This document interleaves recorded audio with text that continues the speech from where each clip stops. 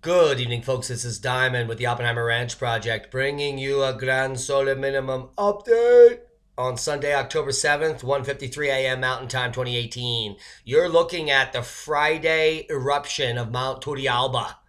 In spectacular fashion, this is a magmatic explosion, not to be confused with a phreatic eruption, because that would involve steam and water. And this is a magmatic explosion of epic proportions, simply a VEI 0 or 1.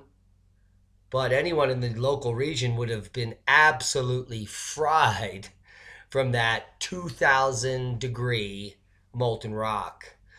And the black, voluminous smoke emanating from Torrealba gives us pause to things that may be coming, because Torrealba is not a quiescent volcano.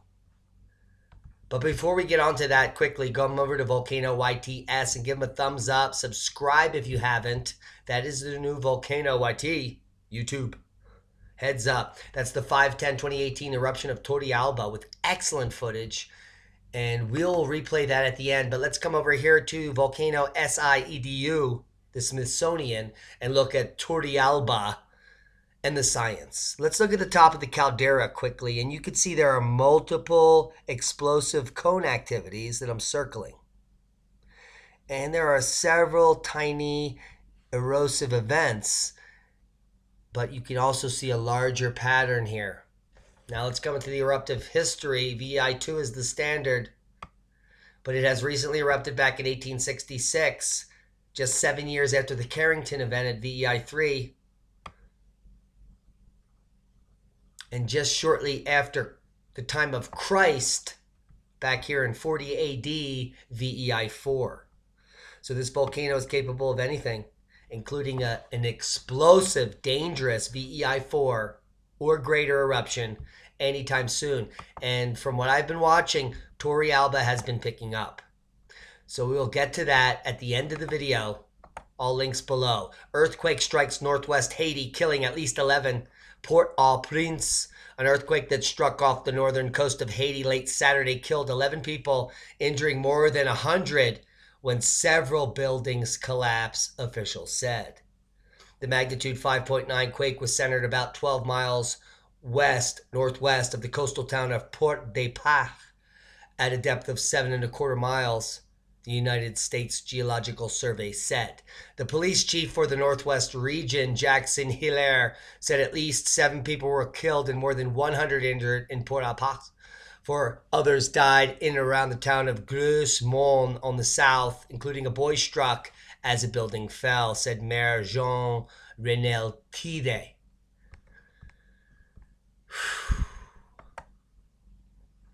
Shallow M59 earthquake hits Haiti, leaving 11 dead and dozens injured. These are people in the streets that are concerned because this could be a precursor to bigger things. A strong shallow earthquake registered by the USGS as M5.9 hit northwest Haiti at 0.11 UTC on October 7th. That's today. The agency is reporting a depth of 11.7 kilometers, reporting M5.9 at a depth of 10. Let's check the USGS downgrade service and see what they have to say. Still reporting 5.9 at 19 kilometers northwest of Port-de-Paix, Haiti. Depth of 11.7 kilometers. Shake map at 7. And that's bad news. And what do we mean by that? Well, because when you get an earthquake that is closer to the surface in the 11.7 kilometer range, you're looking for major damage in poorly constructed buildings, which you're going to expect in Haiti. And an interactive shake value of 7 is insane. So heads up, 5, 6, 7 MMI, perceived shaking. That is crazy. It's very bad as far as the size of the quake at 5.9. 7 would be this is almost the worst amount of shaking you can get for such a small magnitude quake. Now, we should be also concerned because this is just the beginning of the seismic uptick that's coming in the next 24 hours. And we're going to get to that quickly. Kikum volcano in Grenada, news and activity updates. In the last 36 hours, there is a definite lithospheric uptick in the subsurface.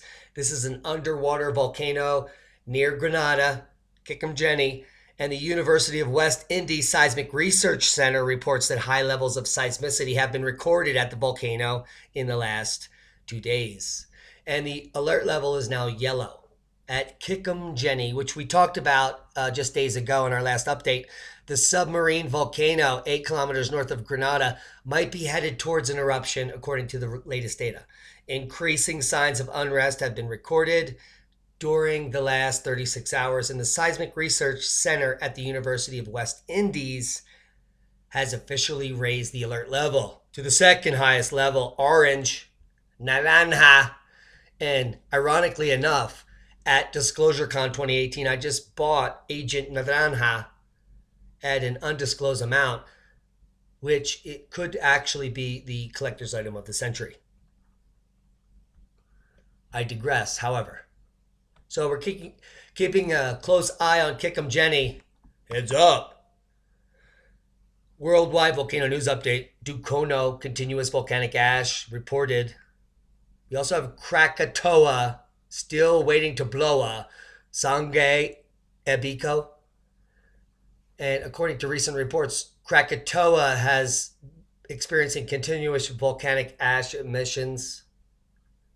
Ebiko, possible eruption observed recently. Last 24 hours. Sangay. And we have Fuego, Popocatépetl, Ibu, Reventador, and Sabancaya. That's a lot of volcanoes. As predicted, as cosmic rays increase, this list is going to be incomprehensible in just a period of several years. Coming over here to spaceweathernews.com, I'm going to give you a quick look at the coronal hole that will wreak havoc in just the next 24 hours on Earth. Now, it is this type of coronal hole in the historic past that has resulted in major earthquakes. And as it just passes by Earth facing, it is the next 24 hours that we are most worried about, because this is the position when most major earthquakes occur. We're waiting for a big earthquake in the next few months. This is over at spaceweathernews.com. You'll get links below. Tomorrow there's a lot of exploration and petroglyphs we'll be photographing. We're going to be documenting the Petroglyph National Monument just outside of Albuquerque. Stay woke.